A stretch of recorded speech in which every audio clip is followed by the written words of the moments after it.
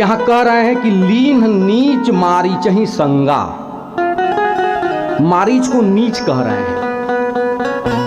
और आगे चल के अरण्य कांड में रावण को भी नीच कहेंगे। जब रावण हरण करने के लिए मारीच के पास जाता है तो बाबा कह रहे हैं कि 10 मुख गयो जहां मारीचा, और स्वार नाई माथ स्वारथ रत नीचा।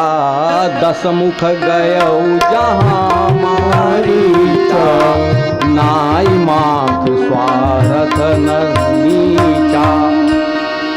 तो वहां रावण को नीच कहा और यहां मारीच को नीच कह रहे हैं। क्यों नीच कह रहे हैं?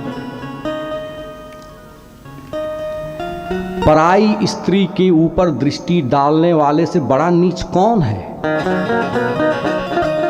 दूसरे की नारी को हरण करने का प्लानिंग रावण कर रहा है और उसमें जो सहयोग करने वाला है वो कौन है? तो मारीच है। इसलिए बाबा ने कहा कि लीन नीच मारीच ही संगा। ये मानस में और गीता प्रेस के अर्थ में आपको नहीं मिलेगा। वहां तो सामान्य अर्थ ये लिखा होगा कि नीच मारीच को संग में लिया। लेकिन क्यों नीच कह रहे हैं? इसीलिए कह रहे हैं कि पराई स्त्री को अपहरण करने का एक प्लान कर रहा है और कर रहा है। मारीच की नीचता क्या है कि मारीच जब गया है तो मन में उसके भगवान के प्रति प्रेम तो है। वो बक्सर में उनका देख चुका है कि भाई जान गया है कि मैं मरने वाला हूं, तो उसको लगता है कि या तो मुझे रावण मारेगा और जाऊंगा तो भगवान मारेंगे, तो इसके रावण के हाथ से मरने से अच्छा है कि भगवान के हाथ मर लिया जाए। लेकिन पहले उसने लक्ष्मण का नाम लिया, वो भी राम जी की आवाज में, हा लक्ष्मण हा लक्ष्मण, बाण लगने के बाद। अब देखिए, वो चाहता तो बाण लगने के बाद नाम नहीं लेता, तब भी उसको गति तो मिली गई थी। भगवान का बाण लगा था, उसकी गति होनी थी। लेकिन मरते मरते वो रावण का काम बना गया। यदि वो लक्ष्मण का नाम नहीं लेता तो न लक्ष्मण सीता जी को छोड़ते न रावण हरण कर पाता। यही मारीच की नीचता है। पराई नारी के अपहरण में सहयोग करना। स्मरण में आ गया तो देखिए, कल लोकसभा में एक बहुत अच्छा बिल पास हुआ है। सरकार का हमें धन्यवाद करना चाहिए कि जो भी नाबालिग के साथ दुष्कर्म कुकर्म करेगा उसको फांसी होगी। यह स्वागत योग्य है। सरकार का एक कर्तव्य ध्वनि से स्वागत होना चाहिए।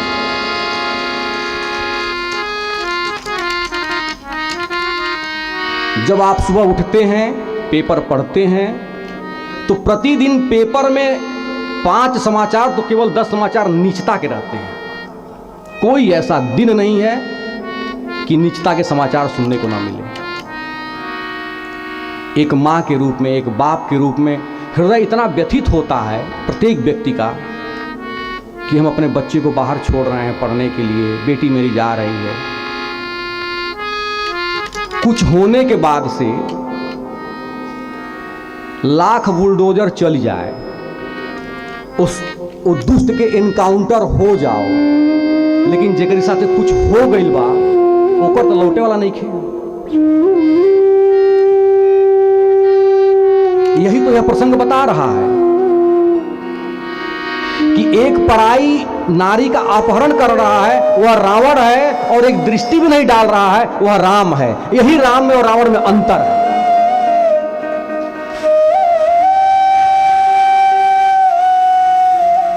तो आगे बढ़े हम सब। एक और बात कहा है बाबा ने, क्या स्मरण में आ गया तो मैं कह दूं, नीच के बारे में। मानस में इतने संदेश और सूत्र छिपे हुए हैं कि एक ही स्थान पर रुक जाइए तो आगे बढ़ने का मन नहीं करता है।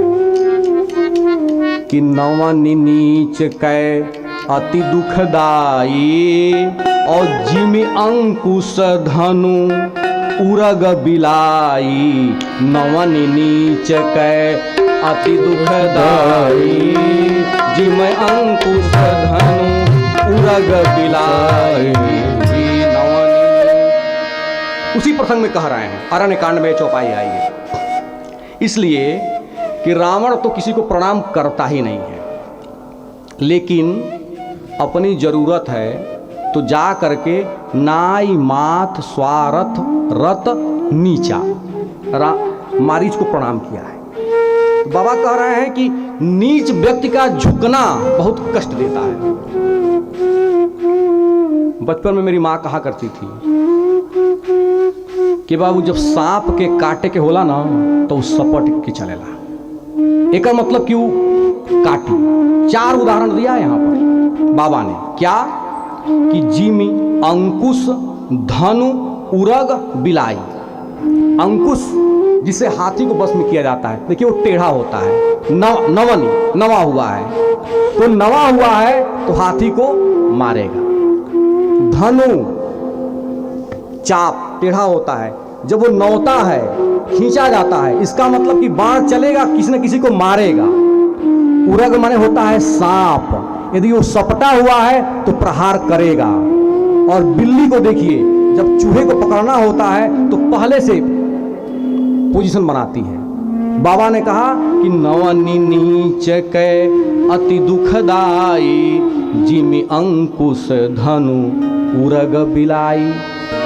यह नीच है, आज प्रणाम कर रहा है तो कुछ न कुछ दुष्टता करेगा, किसी न किसी को कष्ट पहुंचाएगा, और आगे चल के पहुंचाया है, सीता जी का हरण किया है।